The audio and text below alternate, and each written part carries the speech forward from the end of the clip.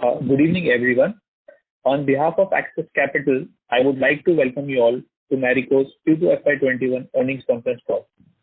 From the management, we have with us today Mr. Saugata Gupta, MD and CEO, and Mr. Pawan Agarwal, CFO. Before we get started, I would like to remind you that the question and answer session is only for institutional investors and analysts. And therefore, if there is anybody else who is not an institutional investor or analyst but would like to ask questions, please directly reach out to Marico's investor relations team. With that, I would like to hand the call to the management for their opening comments. Thank you, and over to you, sir. Yeah, hi. Good evening to all those of you who have joined the call. We hope all of you, your friends and family are safe and healthy. We continue to cope with the impact of the pandemic, and our top priority is to ensure the health and safety of our employees, associates, and other stakeholders. Marico has already pledged to 8 to 9 crores towards various relief and rehabilitation initiatives. I would start with a quick brief on the quarter gone by and the outlook going forward before I leave the house open to questions. We are happy to report a domestic volume growth of 11% and a 7% constant currency growth in the international business in Q2. Secondary growth tracked ahead of primary as we continue to operate with reduced inventory levels to protect the ROI of channel partners in the current environment. Supply chain operations stabilized and direct coverage surpassed pre-COVID levels. In terms of bottom line, we have delivered a robust 15% like-to-like growth in PAT and 10% growth in operating margins in spite of short-term input cost pressure towards the back half of the quarter, and significant investments behind A&P this quarter. However, reported PAT grew by 7% after accounting for the one-time impact of exceptional item of 33 crore INR as we rationalized partial capacities in one of the units by moving capacities closer to the demand centers, leading to impairment of certain fixed assets and inventories. The strategic change in manufacturing footprint will benefit company in building agility and fulfilling consumer demand at the lowest possible cost in the coming years. Demand relocation due to reverse migration, government stimulus packages, and a good monsoon enabled rural volume growth of 22%, thereby increasing its contribution in overall business to 35%, an improvement of 3% from the previous year. If you take out Saffola and Saffola Foods and some of the portfolio that is urban, our rural contribution is significantly higher. In urban markets, general trade continued to grow in double digits while modern trade had another subdued quarter, although showing sequential improvement in most recent times. With the festival season coming and the urban markets unlocking, we expect modern trade to see better growth in the balanced part of the year, provided the pandemic situation does not worsen. Our distribution reach is back to pre-COVID levels in this quarter, and we will continue to aggressively drive direct distribution in both urban and rural in the coming quarters. E-commerce continued to grow handsomely and contributed a sizable 8% to the overall turnover, and we expect that this trend to continue. The unprecedented impact of COVID-19 is transforming consumer behavior. Consumption patterns in the health and hygiene segment is witnessing rapid changes. While some of these behaviors are transient, some are more permanent resets. The accelerated demand in the hygiene category would most likely settle down as the impact of the pandemic recedes and consumers adapt to life in the new normal. Health, immunity, and safety are top concerns, and we expect the consumer preference on health and immunity boosting products to continue because of COVID-19 experience and its aftermath. Adoption of digital in everyday life will drive the increased engagement with consumers on various digital and e-commerce platforms. Delving deeper into the India business, core categories delivered strong growth. Parachute registered a 10% volume growth ahead of its medium-term aspiration. This has been achieved because of consumers' unwavering trust in the brand as well as the strength of our direct distribution reach.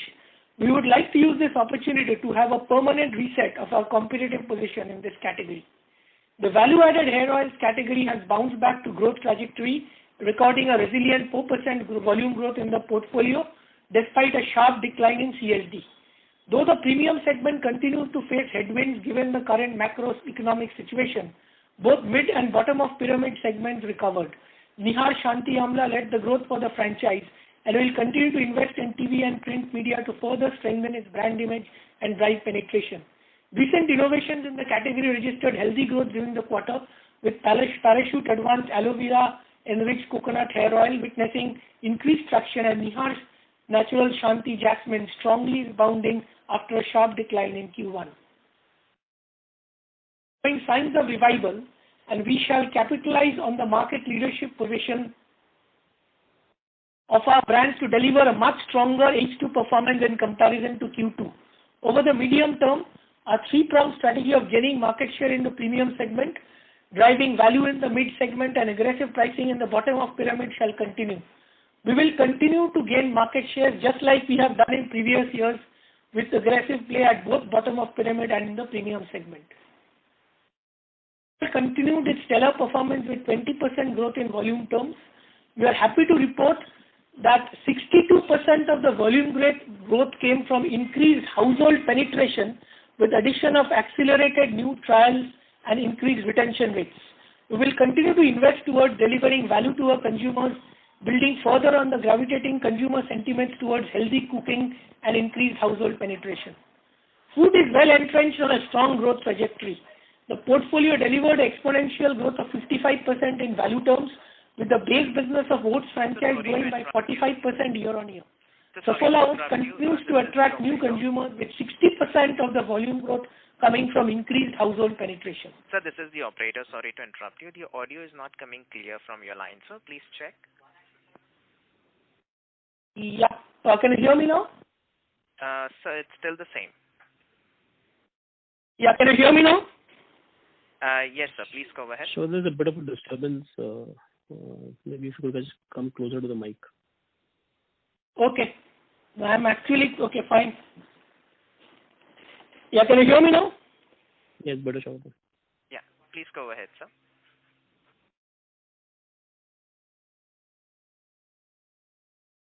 Just one sec.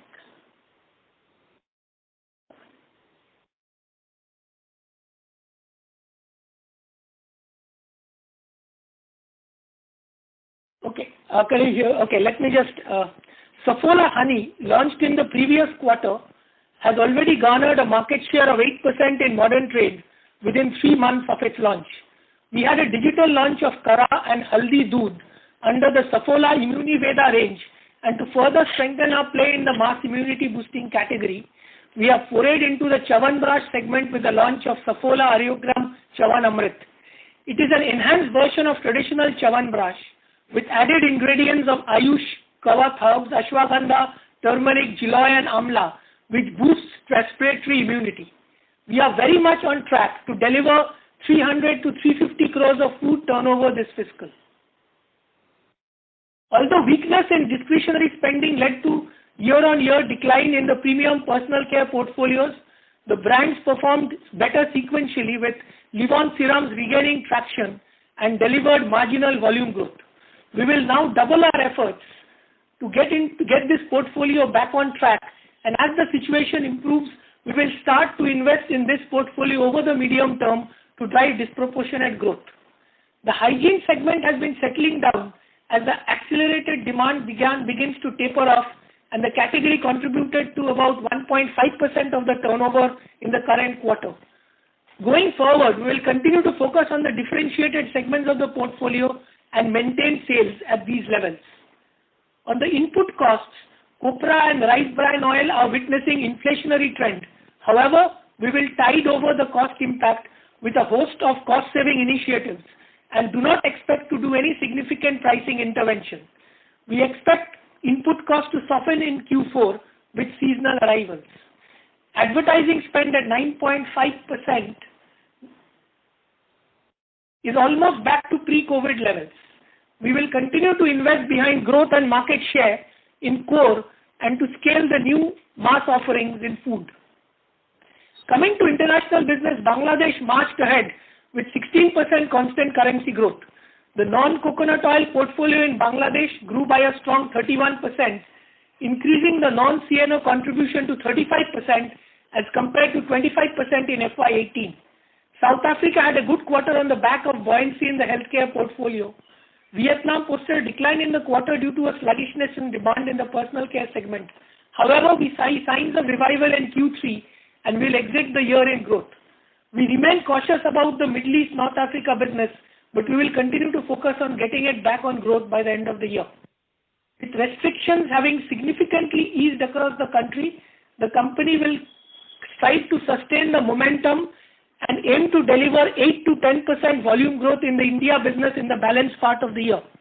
We will aggressively chase market share and volume growth, and we see a transient pressure on margins in Q3.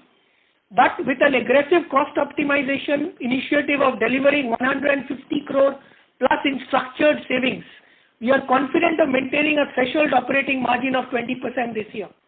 We believe that delivering consumer value through pricing will be critical to deliver high volume growth and market share gain in the near term. On the international front, while Bangladesh stands on a firm footing, we see signs of recovery in other geographies and are confident of delivering high single-digit constant currency growth in H2. To summarize, we shall be gunning for a 8 to 10% volume growth over medium term by concentrating on volume growth and market share gain in core franchises, scaling up our foods business, and delivering strong growth in the international business. What is extremely reassuring is that 75% of our international business comes from high growth, high potential countries like Vietnam and Bangladesh, and we are now ready to replicate the successful Bangladesh playbook in Vietnam.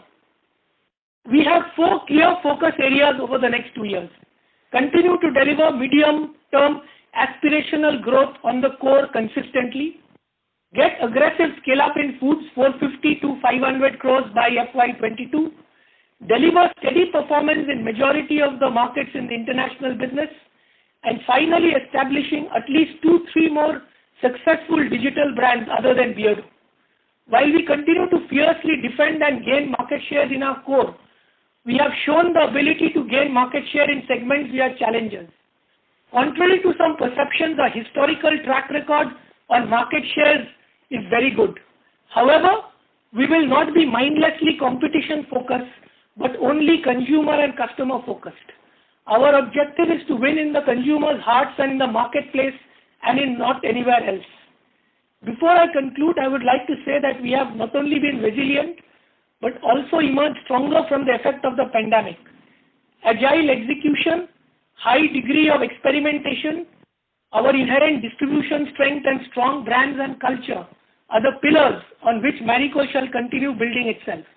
Our philosophy of people first, business next, and profits last is a true testament of what Marico stands for, and I would like to thank all Marico members and associates who have made this journey possible in these difficult times. Thank you for your patient listening, and we're happy to take questions. Thank you very much. We will now begin the question and answer session.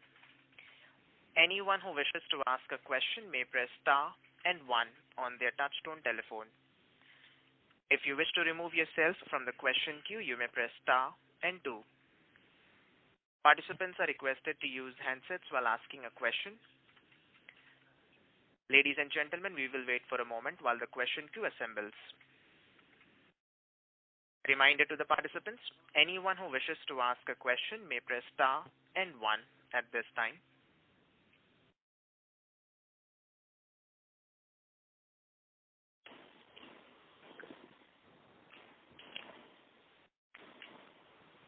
The first question is from the line of Abneesh Roy from Edelweiss. Please go ahead. Congrats, Saugata, on very good volume growth and recovery almost across all the key businesses. My first question is on Saffola. So in both Saffola Oats Foods and Saffola Edible Oil, you have commented that 60 to 62% of the growth is coming from increased penetration on account of new users or increased retention. Now that's a very high number. So what have you done differently? Is this a Nielsen data and is it sustainable? So I think I am just, when we were growing in Saffola last few quarters, there was this question whether it is the entire volume growth is coming from either it was first quarter four, it was pantry loading, then there was I think there was a question of increased cooking. Now that people are moving out, and I think a lot of unlock has happened across, and people are going back to work. The quantity of household cooking and others have reduced. I believe some food companies have commented on it. In spite of that, our Q2 numbers are actually higher than Q1 numbers, despite the fact that modern trade and CSD continues to be impacted. So I think this is household penetration data which has been done, and what has happened essentially is three things. One is people moving towards trusted brands. The share of requirement in multi-brand households where Saffola and other oils exist, Saffola has increased the market share, and also the retention rate or the number of lapsers are coming back to the category. I think it's a function of that. Now, obviously, any brand that grows through increased penetration, which is increase in new trialists and higher retention, that growth is retained. Another interesting fact we have noticed is some of the new set of consumers that come into the brand also actually are heavier users. So I think it's a combination of all four, and we are fairly confident that we'll maintain a good volume growth track record in Saffola. Having said that, you must also keep in mind that in last year Q4 we had significant pantry loading, which resulted in a 24% growth. We were actually tracking a growth of 13 to 15% Saffola till March first, second week, and then the core growth spiked to 24%. Having said that, I think the fact that whether because of communication, pricing, the promotion strategy and overall work which we have done, I think the brand is on a healthy track. Now, how much volume growth will happen in Q3, Q4, our first endeavor is obviously to consistently deliver double-digit growth of the brand. And I think that is something which we should be able to deliver. One follow-up, Saugata, there. So biscuits have seen significant slower growth in the last few months versus Q1, while oats, if you see, is largely a formal category where all the top 2-3 players are all big players. So there it's not much of market share gain. So in oats, what explains the higher growth versus Q1 and when seen against biscuits? So is it essentially consumers are focusing much more on health because in Q2 there will be some negative impact of work from home reducing also? So I think two things are happening is that I believe that the share of healthy products in in-home snacking is increasing. Number two, I think we have also increased market share in oats over the last couple of quarters and the last year. It's a combination of two things. And I believe that the other interesting thing we did, while everybody knocked off advertising in Q1, we have consistently actually invested behind A&P on oats right from 4th week of April, actually. So we have continued to invest behind oats, and I think it's a combination of the three that has happened, and as I said that a significant portion of the growth has happened to penetration, and there has been also a growth in market share. Right. Saugata, my second question is on the gross margin. So 160 bps dip YOY. You have mentioned copra is up around 9-10% sequentially and YOY. So is it largely because of copra? Because you have also mentioned in VAHO the mix has been adverse with the bottom and the mid end going much faster than the premium end. Also in the Saffola edible oil, if you could comment the impact of higher rice bran oil. So and you're also saying you'll not increase the prices much. So gross margin, are you willing to sacrifice? So is that a conscious strategy that in the near term till prices are high, better to focus on volume growth and market share gains? So this is, I think our first endeavor is to ensure that, as I said, that if the COVID situation doesn't deteriorate sharply, we are reasonably confident of delivering 8 to 10% volume growth over the next H2. And our first endeavor is to do that. We are also acutely conscious of the fact that the economic situation in consumers, especially in a large extent in urban, will continue to be challenged till there is a full-blown economic recovery. And therefore, we would like people to downtrade within our portfolio, if at all, but not outside our portfolio or outside our brands. So if you look at the current forecast or the current foresight what we have, this input costs increase is a transient. In fact, we are already seeing slight softening in the last 10 days. So we believe this impact is going to last us maximum between edible oil and copra between December, Jan. And then things will start, again softening. So therefore, taking a temporary pricing action and then reducing it, especially when the consumer wallet is challenged, it might not be a good idea. So a short-term absorbing on costs, and as I said that we are put in an aggressive cost management plan where the accruals will now happen. A significant portion of the accruals, because we started the cost management program sometime in July. A significant portion of cost accruals will happen, cost saving accrual coming from October till March. So we will be able to hold on to this input cost pressure for 2 to 3 months, and that's a smarter thing to do. But my question that most of the pressure is because of copra only, or it's across businesses, some pressure is there? It is, there's a transient one in edible oil and some in copra. That's it. The rest of the stuff is, there's no other pressure in other, because that has linked to crude. And last small question. So VAHO, you have done exceedingly well versus earlier and definitely in the current context. Now my question is in hair oil, when I see you are also very aggressive and want to get volume growth market share, Bajaj Consumer under new MD is exactly doing the same strategy, Dabur exactly same. So will you three players essentially get market share from each other? I think one will win and two will lose, or you will get from regional. Where do you see? Is it a price war? Is it high ad intensity versus say 1 year, 2 year back? That is my question. So I can't comment on others. I think all I can say on market share, there are no alternative facts or alternative truths. There is only one truth. And if you look at in value-added hair oils, over a 3-year period, amongst all players, we have grown actually 2% in volume share. So I can't comment on others, and that is the only fact. Now, coming to, I think what has changed is this, that I think the market, because of a certain demand condition last year and post-COVID, the market has structurally shifted a little bit towards mid and value. Having said that, while we don't participate in it, I think there are opportunities in areas like hair fall, so which is at a slightly more premium end of the market. So I think our objective is to have a far more broader participation strategy. I think last year we had some issues and all that is behind us, and we are extremely confident of delivering a higher volume growth in the back half of the year compared to Q2. I can't really comment about others, really. So my question was, competitive intensity has not worsened significantly, right, versus 1 year, 2 year back. That was the limited answer I wanted.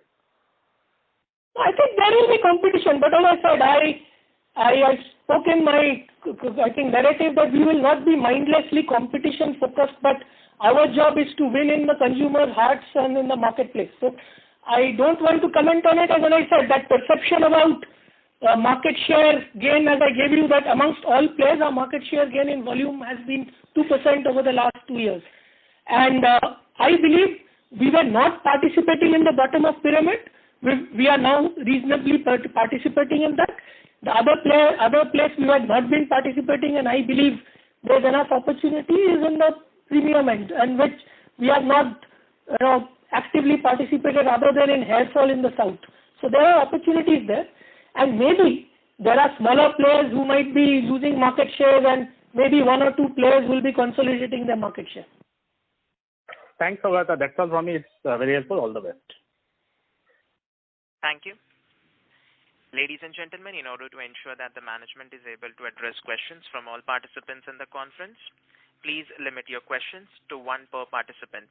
Should you have a follow-up question, we would request you to rejoin the question queue. The next question is from the line of Percy Panthaki from IIFL Securities. Please go ahead.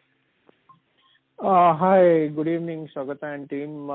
Congrats on a good set of numbers. My question is on the ramp up of different categories. So VAHO versus the coconut oil categories. So why is the ramp up so different? Why is Parachute at a 10% and VAHO at a 4%? Is this reflective of the underlying industries of VAHO and coconut respectively? Or is it that Parachute has done 10% because there is some tremendous market share gain and the copra industry as a whole has grown similar to VAHO?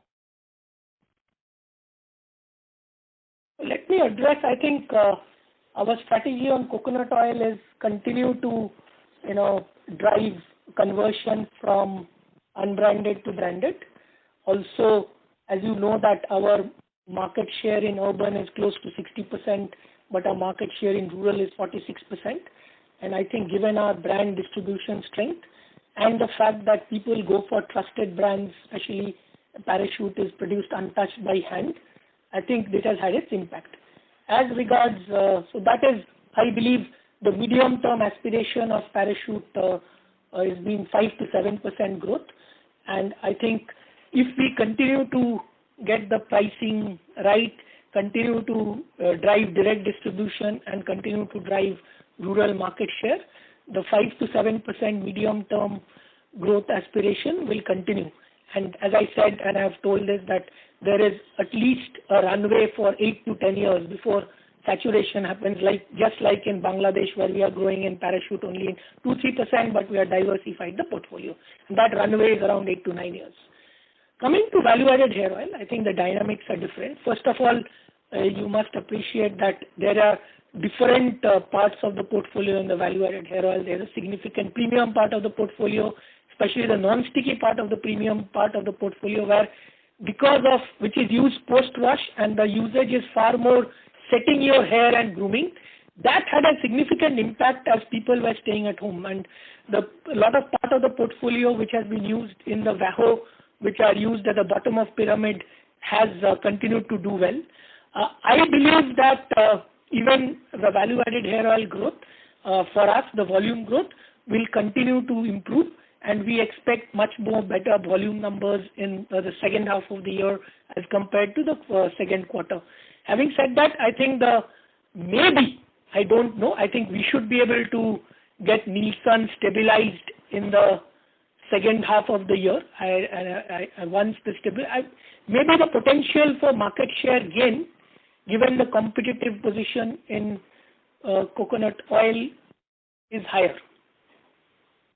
So just a sub-question to this, Saugata. Earlier in the earlier calls you had mentioned that VAHO, you have one brand in which there are some issues in terms of brand equity and you need to bring that back.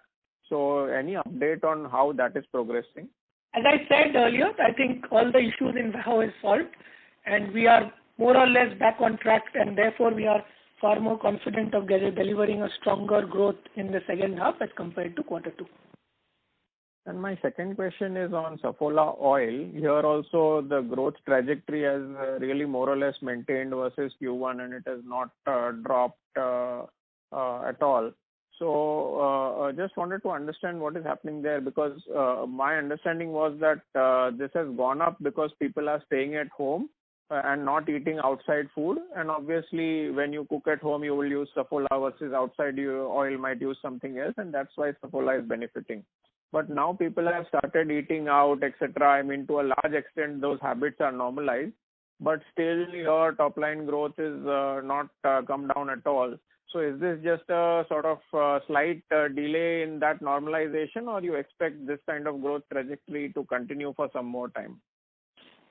I think there is a move, and I mean, while I'm not in a position to completely share data, but there are certain indicators that within a repertoire of brands in this category, people are searching for healthy brands. And if your pricing is reasonably attractive and availability is there, you have a chance of a better performance compared to other brands.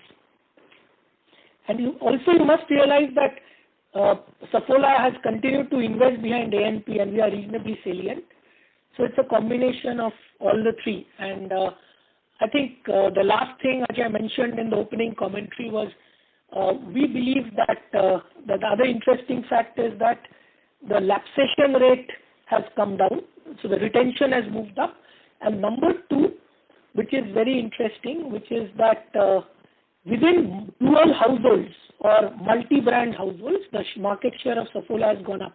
I think people are going for trusted brands which are supposed to be much more healthy. Thank you. Mr. Pandaki, may we request that you return to the question queue for follow-up questions. We'll take the next question from the line of Vivek Maheshwari from Jefferies India. Please go ahead. Hi, good evening.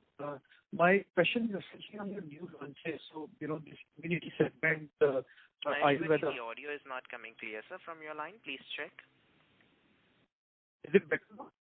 No, sir, it's still breaking. Yeah. Please use the handset mode. Am I audible now? Sir, the audio is still breaking. Please go ahead. Okay. If I'm audible, then my question for is on immunity segment. I can't hear you. Sir, but Mr. Maheshwari, I will request you to please rejoin the conference. Sure. Thank you. We'll move to the next question from the line of Aditya Soman from Goldman Sachs. Please go ahead. Hi, good evening. So just a couple of questions on mine. Firstly, in terms of modern retail, do you expect that to have an impact on growth? And the reason I ask is obviously in traditional retail, for example, a trusted brand like Saffola, when a consumer asks for that brand, will have a better recall and might do well. But on the shelf where people compare prices, would Saffola stack up as well? Or do you think now the prices have been readjusted to a level where you don't see that competitive dynamic being negative anymore? I think Saffola had a far significant skew on modern retail, and Saffola continues to do well in modern retail. I think often, of course, there has been also Saffola has a dependency on CSD, where CSD as a channel has not done well. I think the issue is, I believe logically, if you look at Q1, we felt that the decline in modern retail disproportionately had impacted the Saffola growth. In fact, the fact that modern retail for us has come into a better performance actually positively impacts Saffola. Having said that, yes, I think the relative pricing, as you know, there has been volatility in both input costs and there is volatility into supply chain. Saffola has maintained a steady pricing. Saffola has also, I think in terms of fill rates and supply chain has been advantage. So maybe some part of it would have come from there. But I think a significant portion, and this is whatever consumer analytics we have also done, is that people have moved to oils which are perceived far more healthy. There is a conscious choice of people during these times to opt for safe, trusted and healthier brands. Thank you. Mr. Soman, may we request that you return to the question queue for follow-up questions. We'll move to the next question from the line of Harit Kapoor from Investec. Please go ahead. Yeah, hi, good evening. So just wanted to get your sense on, you said that the secondary sales were, ahead. I just wanted to get your sense on, where we are in terms of the distribution, channel pipeline now, and by when do we expect this channel pipeline to normalize? Okay, so let me just give you a perspective. We must be the lowest in the last 3-4 years, our current pipeline in the distributor stock. Now, as you know, last year, because of obviously the growth of alternate channels, the general trade, system, the distributors were in a bit of a stress in terms of ROI. I think what we did was post-March, when we had a significant reduction in stock, when the lockdown started, we haven't replenished the stock. You will also notice from our financials, we have kept a very tight control on our receivables and our credit in the market. So I think we believe that this model is fine because we have an auto-replenishment model. The other thing we have done is we have significantly simplified by reducing a lot of SKUs, we have tried out different supply chain models to increase fill rates. So we are very, very comfortable with distributors maintaining this kind of a pipeline, also ensuring very healthy ROI, and also that ensures our credit, outstanding and everything, our system health. So we are quite happy to operate at these levels. Thank you. Mr. Kapoor, may we request that you return to the question queue for follow-up questions. Thank you. The next question is from the line of Richard Liu from JM Financial. Please go ahead. Thank you. Hi, Saugata. I've just been back to the metric that that you talked about in the Q1 call. Where you compared the quarter's performance to the monthly average of FY20. And if I remembered correctly, you had talked about a number of. The operator, sorry to interrupt you, sir. The audio is breaking from your line. Please check. Is this better? Yeah, this is better. Richard, it's. Can you hear me? No, sir, it's still breaking now.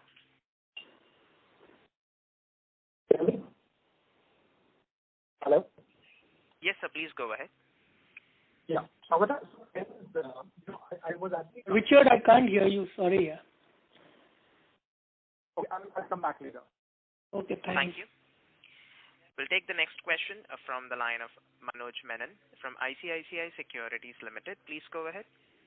Hi, I had two questions, but I'll ask only one for the time being. So the one top of the mind investor question, which I thought it's important to ask in this forum, has been actually the Saffola equity to extend to some of the perceived Ayurvedic, natural, organic. I'm using all these words interchangeably. I know it's all not the same.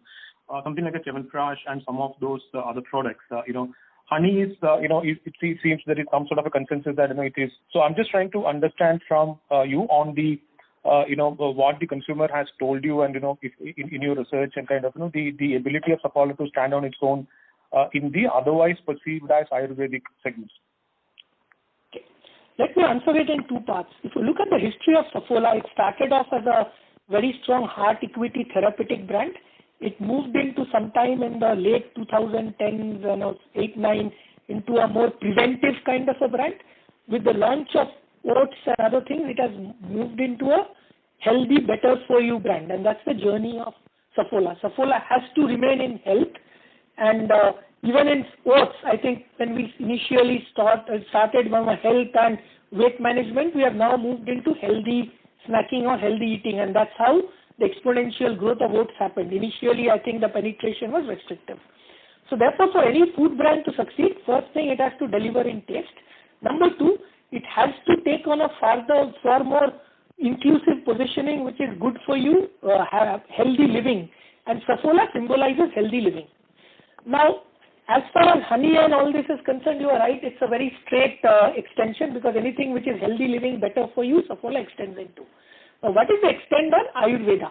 Now, I think the way we are looking at Ayurvedic space is a more modern Ayurveda as opposed to traditional Ayurveda, because obviously, at the end of the day, one of the interesting things we have been noticing is earlier, for example, a category like Chyawanprash was very skewed towards a certain season.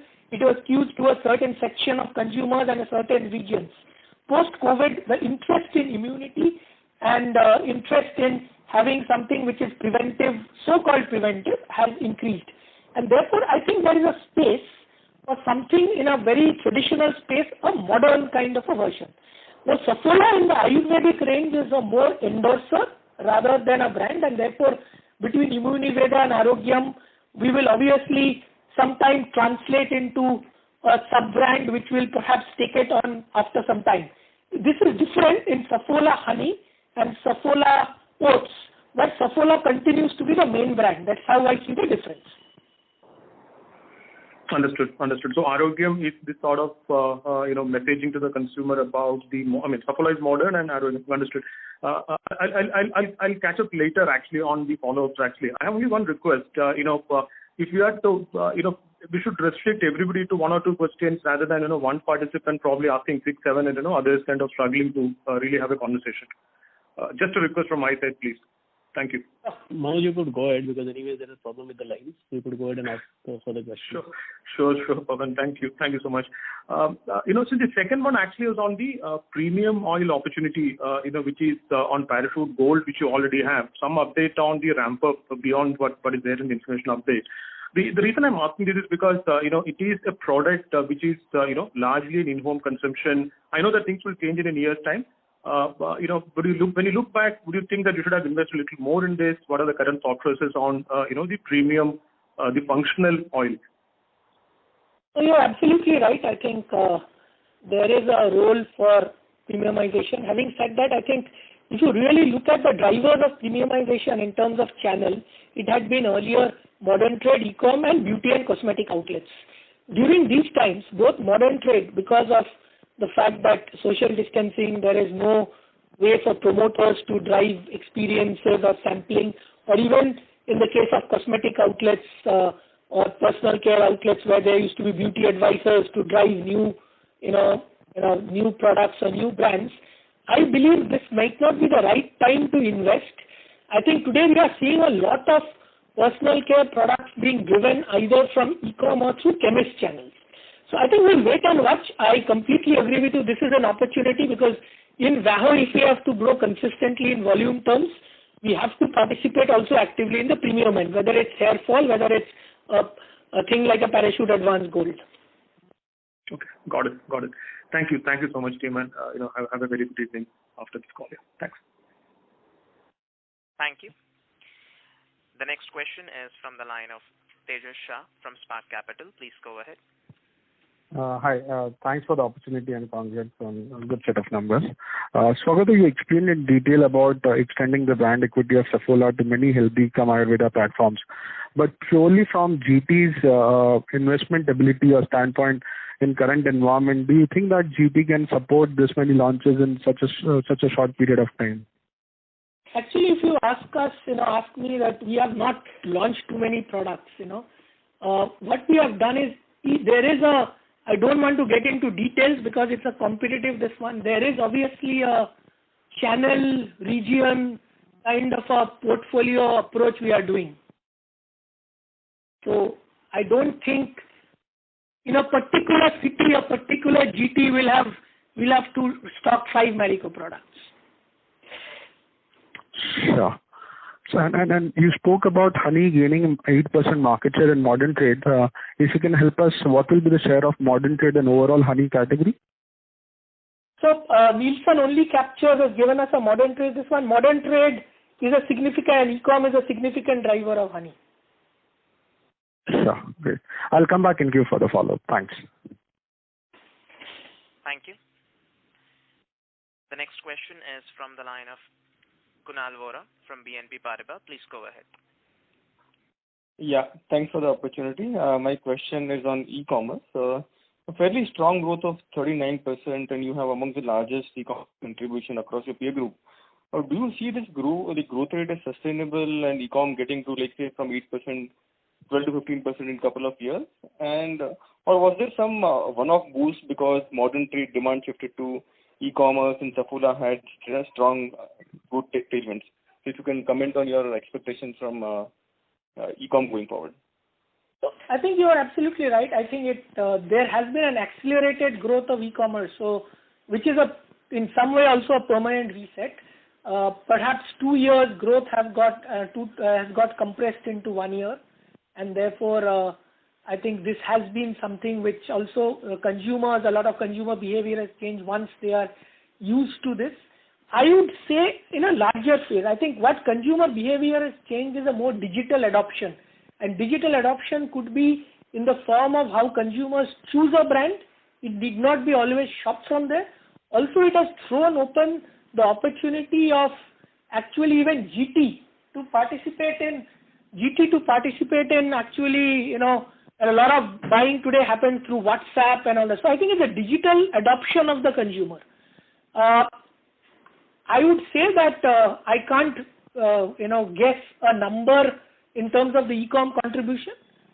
E-com will grow, modern trade will grow. I think modern trade should come back into shape at some part of growth. Obviously, in e-com has been because of modern trade not participating in the growth trajectory in these times. But I think one of the biggest interesting things that we are seeing is also the so-called, the resilience and the rebirth of GT. And I think GT, you will see a lot of more adoption of digital, lot of automation, and even in the general trade distribution, I see a lot of consolidation and automation coming in. In fact, we are ourselves doing a lot of experiments in the way we service GT and the way I would think that revolution will happen, and in India it will be an and story rather than an or story. Sure. Very helpful. That's it from my side. Thanks. Thank you. The next question is from the line of Vishal Punmia from Nirmal Bang Institutional Equities. Please go ahead. Yeah, hi. Thanks for the opportunity and congratulations on good performance. My question is on edible oils.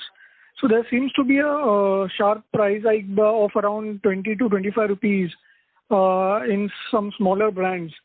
So while we haven't taken any price hike, so the premium between Saffola Active and Tasty with this brands have kind of reduced from 35-38 rupees to 15 rupees. So my question is, does this kind of benefit us with new customer additions, or the customers do not actually pay the reduced premium in the current environment where there is a pain in the pocket? So just to maybe, okay, I haven't covered this, but we have also taken a price increase in Saffola in September, and I believe that that increase has not been proportion to the input cost increase, because that input cost increase peaked in somewhere till the first week of October, and it started cooling down. So I think the price increases we have taken in Saffola, and maybe we will take one more small tweaking in pricing. That's enough to ensure that we maintain a threshold level of margins. Having said that, for a certain period of time, it could be that we were relatively more attractive than in the past. Okay, so I couldn't see the price increase in the information update, so that's why the question came. So it has been taken in the last. So in the market, it would have got reflected in this quarter. Okay, got it. But still, we will kind of benefit in the near term, at least when the premium kind of reduces, right?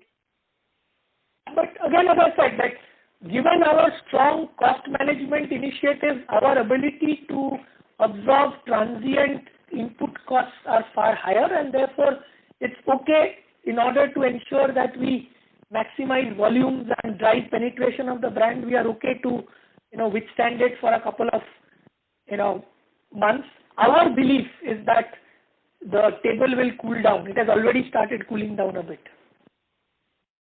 Sure. Thanks. Thank you. The next question is from the line of Amit Sachdeva from HSBC. Please go ahead. Mr. Amit, your line is in talk mode. Please go ahead with your question. Hello, can you hear me? Yes. Yeah, sorry. So congratulations on good set of numbers. So just one small question, if I may. So whether you mentioned that, the Bangladesh playbook would sort of be replicated in even Southeast Asia like Vietnam, which obviously these are growth markets. I was very curious to know that given the portfolios are so different, at least in both countries, and maybe consumer may be different as well, and how this strategy of Bangladesh would perhaps be replicated in Vietnam, which probably has been struggling for a while, or at least it grows and then slows down and things like that. Although it's a growth market, but what is really the game plan there? So firstly, I think I would talk about it as a process playbook. It's I would say an FMCG process playbook. Now, I don't want to get into details of the process playbook, but I think there is some what I call a secret sauce which we have been cooking in Bangladesh that is delivering. Yes, sure. The market conditions could be different, the categories could be different, but I think the what I call the moves or the kind of if you look at it as a disciplined, repeatable model in order to get a business getting into a predictable kind of growth, they are similar in different markets. And both these markets are similar in some ways. They are high growth economies. They have, they are otherwise stable. In spite of having a competitive, much more competitive category, we are a market leader in male shampoos. X-Men is a very strongly entrenched brand. I think it's a combination of, and obviously, so we are trying to replicate some of the learnings from there, whether it's in go-to-market, whether it's a kind of processes, structure, portfolio, and I strongly believe we have already unleashed a lot of things.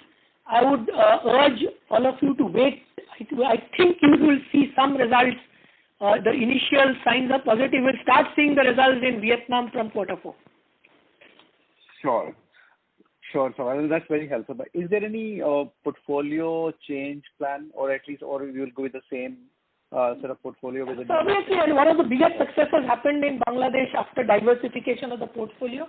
This is something we are also going to look at in Vietnam. Okay, great. So all the best. Thank you so much. Thank you. The next question is from the line of Latika Chopra from JP Morgan. Please go ahead. Yeah, hi. Thanks for the opportunity. I have two questions. The first one was, the price mix change, kind of widened in this quarter sequentially versus the prior quarter across the three categories. Is it on account of just, adverse mix, or was there some more promotional intensity in the quarter? No, I think if you really look at it, there are two parts of it. One is obviously we had a firm idea about what we intend to do in terms of, in terms of driving volume this quarter, the kind of promotion, the kind of below the line spends. In quarter one, I think it was all a question of availability. So a lot of promotional spends, a lot of BTL was not being spent. But I think here we have systematically gone to say that what is the kind of pricing, what is the kind of spends, and this is also reflected in even our ANP spends, that which will drive maximization of volume in this one. And obviously, one of the things we engineered is by June is what is the likely pricing of Parachute, given the fact that we want to maximize volume. In the case of VAHO, it is also mixed, because in VAHO, obviously the brands which are at the lower end has grown more than the brands at the mid end. Anyway, we don't hardly participate at the premium end. Sure. The second question was on digital brands. In your opening comments, you mentioned, Beard, you want to launch more digital brands beyond Beardo. If you could elaborate more on, what are the kind of segments you're looking at, and if it's possible to share the size and scale of Beardo now that it's going to be consolidated. So I think for any brand to do well, digital, it should hit 50 crores, I think, So our aspiration is over a 3-year period, can we actually create, some more brands like this, 3-4 year period. And we are looking at primarily two things. One is we launched a couple of brands last year in foods, which is Fitify and Cocosol. We have launched this year Immuniveda, which is a modern Ayurveda, and we also have 1 or 2 brands in skincare like Kaya Youth. So I think this will be a journey of experimentation, fail fast, but invest, and I think we have also invested seriously in digital capability, and I think Beardo has given us a lot of learning. So based on that, between skincare and premium foods, male grooming, obviously, we already have a brand in Beardo. You would look at this is the area of play for digital brands. Sure. Thanks, Saugata, and all the best. Thank you. The next question is from the line of Gaurang Kakkad from Haitong Securities. Please go ahead. Yeah, hi. Thanks for the opportunity. So I just have one question in terms of this exceptional item. If you can share some more details in terms of what is this category wherein the manufacturing location has been moved closer to the demand, and does this lead to any incremental capex and also the cost savings from this if they are material enough to be quantified? Yeah, that's it. So this is basically on account of certain unusable fixed asset, and this will be sort of taken care of in the next 1 or 2 years, and we've not been in a position to specify which particular plant it is. So I think just to add to what Pawan said, I think COVID has given us the opportunity in terms of relooking at our supply chain, because at the end of the day, you have to be closer to the customer, and therefore we have looked at a reconfiguration of the manufacturing footprint. And as Pawan said, obviously we have taken this knowing fully well that we will get benefit from next year, and very quick, if you call it a break even or this one of the impairment cost, that will happen very, very quickly. But it will also do, one is much better quality of BCP should COVID-2 or any such black swan happen, and far better fill rates and obviously lower delivered cost. Okay. So currently this category, like this plant was way off from where the demand was, is what I get to know from the information. I have not said one plant. It could be a section of certain plants. Okay? Okay. Just to add, this does not lead to any additional capex, to clarify. Okay. Yeah. Thanks a lot. Yeah.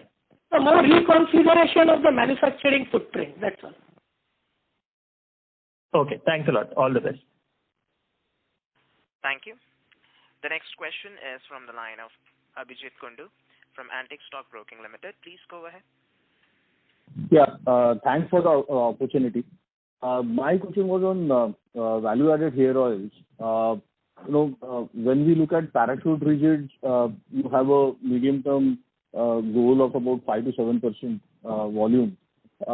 What would be the goal in value-added hair oils?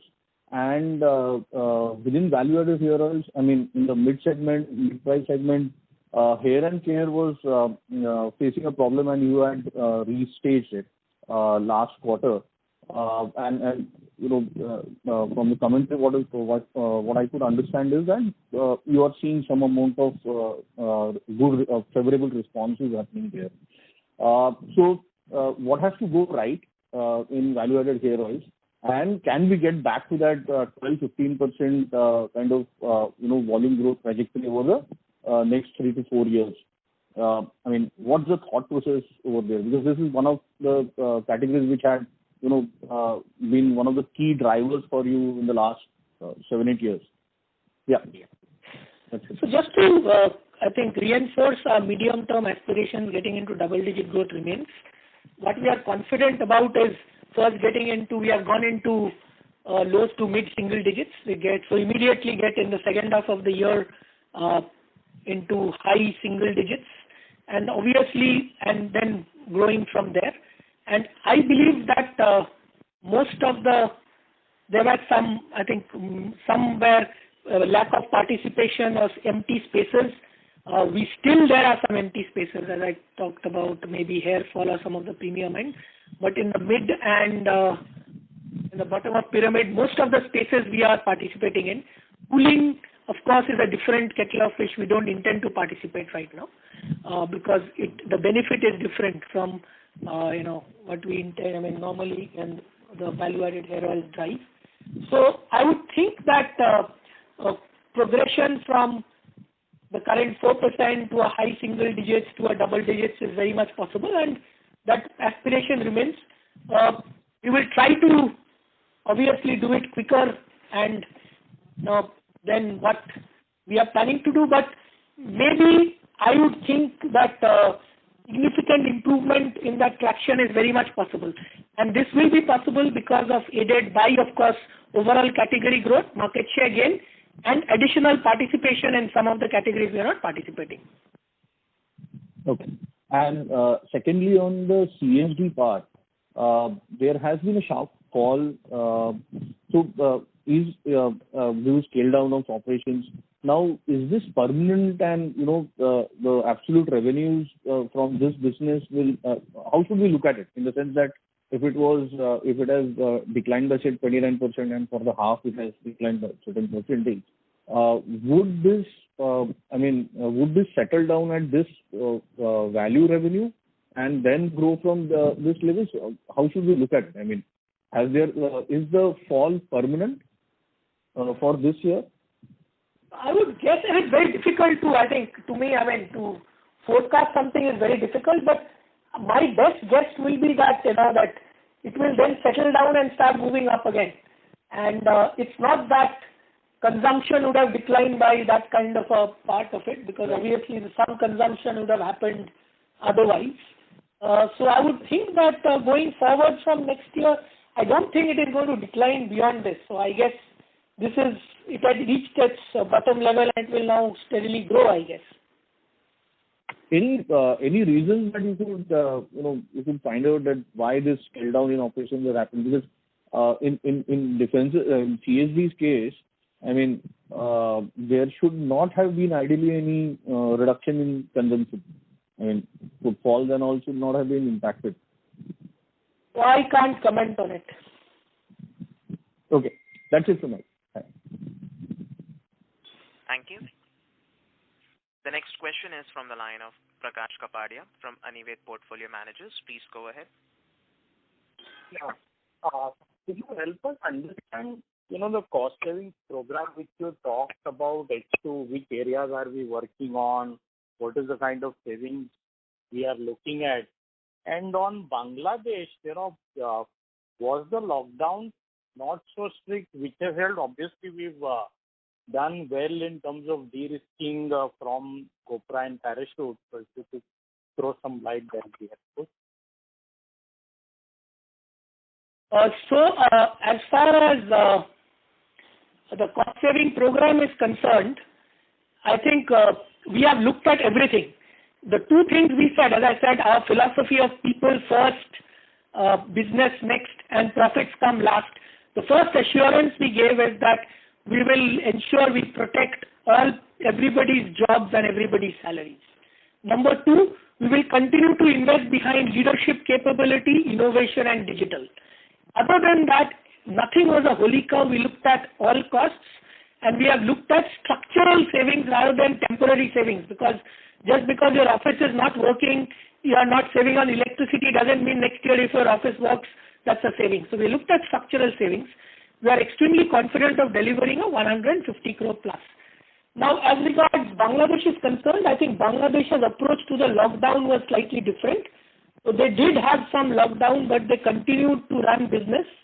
And I think more than that, I think we have been successful more because of our aggressive and accelerated diversification of the business and the way we have rapidly expanded into new categories. If you see the reduction in dependence on Parachute. So while Parachute might be growing couple of percentage, 3, 4, 5%, the rest of the business is growing at 40-50% by addition. And I think that has driven the growth of Bangladesh. And I believe that, as I talked about, there is a playbook which the biggest critical and the differentiating factor is, of course, strong brand, strong distribution, but a strong and committed leadership and culture. I think a culture of an organization and strong brands and people, these are, I think, the biggest and prized assets, and we are extremely proud of what we have been able to create in Bangladesh. And the Bangladesh team, I think they have braved all the difficulties during the COVID times and continued to deliver an above average and a top quartile growth. That's helpful. Thanks. All the best. Thank you. The next question is from the line of Harit Kapoor from Investec. Please go ahead. Yeah, my questions have been answered. Thanks. Thank you.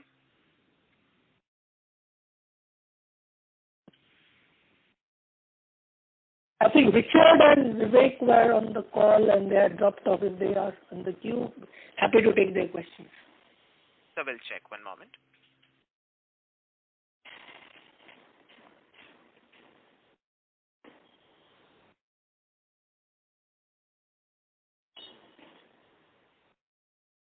So Mr. Vivek is not there in the question queue. We'll take the next question from the line of Prashant Kothari from Pictet. Please go ahead. Yeah, hi, Sakta. I had two questions, so just tell me if I'm asking on the one or two. The first question was on the working capital side. There is a strong improvement both in the debtors as well as inventory side. Somehow it's not getting reflected on the net working capital. So I'm assuming that the payables have kind of gone up. Can you just explain that? And is there any structural kind of a change that we should assume in terms of our net working capital position? I mean, through all these efforts that you are doing to changing inventory norms and SKU rationalization, is there any structural change that could happen for us so that our working capital requirements come from? So, Pawan, would you like to take the question? If you look at the working capital, Prashant, it's largely on account of reduction in the data turnover and inventory turnover days. And if you look at data turnover, it's largely on account of three different reasons. So one is on account of a reduction of modern trade contribution. As you would have seen that the modern trade contribution has gone down both in quarter 2 and quarter 1, and therefore at a H1 level, it is reduced by about 2%. Similarly, contribution from CSD has reduced by about 2%, and these have typically higher outstanding days. And thirdly, also, Saugata alluded into his commentary that we had tighter credit management because we had reduced inventory even in GT. So all this have sort of led to reduction of inventory days from 37 to 26. It is based on 37 to 26. Similarly, on inventory, we did a lot of work with respect to tightening the inventory norms, SKU rationalization, and we have put in a lot of automated system, because of which the inventory turnover days has come from 66 to 58. So that is largely the reason as to why our working capital has gone down, and we expect the working capital to be in this range as we move ahead. So just to add, I think a lot of it will be permanent, and I think the fact that our new manufacturing footprint, different in terms of reduced inventory days at the depots or at the distributors, and also a very, very aggressive SKU rationalization exercise which we have done. So I think a combination of all three. I'm sorry, net working capital days have not really fallen much, just to change of one, while the debtors and inventory days have gone down. So I'm just trying to understand what is that? So, Prashant, that is because of the supply finance program, where we typically do a supply chain finance, where our trade payables go up. While there has been reduction in the debtor turnover and inventory turnover, but at the same time, there has been an increase in the payables because of the supply finance program. But what is more essential is that how we manage our debtors and inventory, and as I explained that the reasons for them, because we have much tighter control. And also with respect to debtors, now it's a completely auto management system, which is with zero manual intervention. That will help us to kind of keep the debtors and inventory days completely into the stocks will be under the control, and therefore your overall receivables very much within the control. All right. Okay. Thank you. Do you have time for another one? Yeah, please go ahead. Yeah, the other question was on your international business. I mean, yeah, you have Bangladesh and Vietnam, which are high growth markets, but there are also other markets which are not maybe as exciting as those. I mean, any thoughts on whether we should continue investing behind those markets, or we should kind of focus our efforts only in the high growth geographies? And we also have these new emerging countries where you are trying to incubate international business. Are these high growth markets in your definition, or are they not as exciting? If you can throw some light there. Okay. Firstly, I think we are extremely privileged to have 75% of our international business from high growth markets. I think you would have all seen extensive market coverage on the Bangladesh and the Vietnam growth this year, in spite of, I mean, these are the two shining this one. So I think for us, getting these two markets on growth, I think Bangladesh is already on growth. How do you maintain these double-digit growth levels? Getting Vietnam on growth. So a significant portion of our investment, share or management time will go towards these markets. Having said that, I think in Middle East and North Africa, and as well as South Africa, they contribute to around 20%, 15 to 20% of our top line. I would say that it is much more on a sustain rather than trying to aggressively invest behind these markets, because we have to the short-term outlook in terms of whether economic growth or significant demand is currently little muted. Having said that, if there are opportunities in Middle East and North Africa to gain market share versus someone, we will definitely go ahead with that. Lastly, I think we were looking at some of the other international markets in the pre-COVID time. We are opening up in Sri Lanka, we opened up Nepal, some of the South Asian markets. We looked at Africa. Our current thing is, given all the issues, we are other than maybe South Asia part, we will be slightly less active on it, and we will wait for the situation to normalize, and we will take a call maybe by 2022, not before that. All right. Thank you. Thank you. Ladies and gentlemen, we will take one last question from the line of Richard Liu from JM Financial. Please go ahead. Hi, thank you. Saugata, Pawan, are you able to hear me this time? Yes, perfect, Richard. Clear. Okay. Hi, Saugata. Hi, Pawan. Saugata, what I was asking was that, in terms of the metric that, that you looked at in Q1, in terms of, judging the quarter's run rate versus the FY20 monthly run rate. And I recall that you had said that, that there used to be a lot of, not really seasonality, but you used to, to have a very big Q1, not because of reason of seasonality. And based on that, your Q1 number was actually 1.04x of FY20 based on a monthly run rate basis. If I use the same metric, the number for Q2 is actually 1.06 that of FY20 run rate. Now, considering that Q1 had only, had 1 month of huge disturbance, which was April, and Q3 had 3 normal months, plus you also had a lot of new, lot more new products coming in. Is this progression from 1.04x FY20 monthly run rate to just 1.06x FY20 month rate from Q1 to Q2, is that a satisfactory progress for you? Absolutely, because I think we have now, as I said, Pawan also mentioned, we have gone into a complete order management system. We hardly have a month's queue. We have within a month and a quarter. So we actually almost have almost like a daily sale kind of a rhythm. So as long as there's a sequential improvement, we are happy. And now also you must realize this is the primary sale. So as I mentioned that the secondary sales has been a little higher, and we didn't fill up the channel at all, in the sense that both of the distributor and may have been there, could have been some channel filling in, the retail channel filling in June.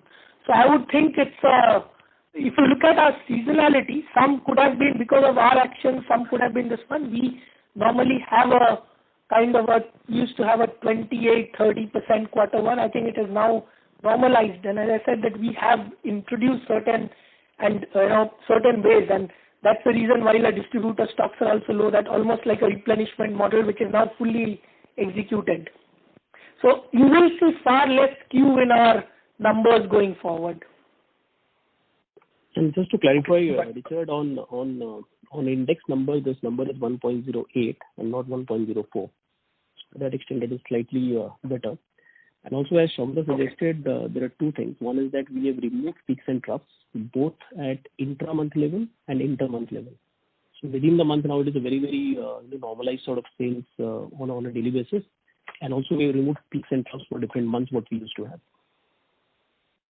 Yeah. So the other way to look at it is that, that your Q2 turnover is higher than Q1 by about 28 crore. And Q2 was a more normalized quarter, so to say. Is that 28 crore, Q1Q growth in the absence of seasonality in the business? That was what I was alluding to. I mean, doesn't that look a little on the lower side, given that Q1 had a very, very disturbed April? So you also need to just see, Richard, that there is also a deflation component. So while you're looking at purely from an overall value perspective, but as I said, if you look at from an index, that is in last year rate, it is about 108 of the annual average. And if this will be even higher for Q2 to Q1 as well. And Richard, just to add, I think you are looking at primary to primary, the secondary sequential is higher. Okay, great. All right. Thank you. That's very useful. Thank you. Wish you all the best. Worried about it, we are not. I think we are doing business, I think, in a very, very methodical manner now. And this is something which is a deviation from a lot of industry practices. As I said, that no month-end skews, no quarter-end skews, but almost trying to say that can I sell the same number every day in a 90-day quarter? Okay. Sure. Thanks, Saugata. Thank you. Ladies and gentlemen,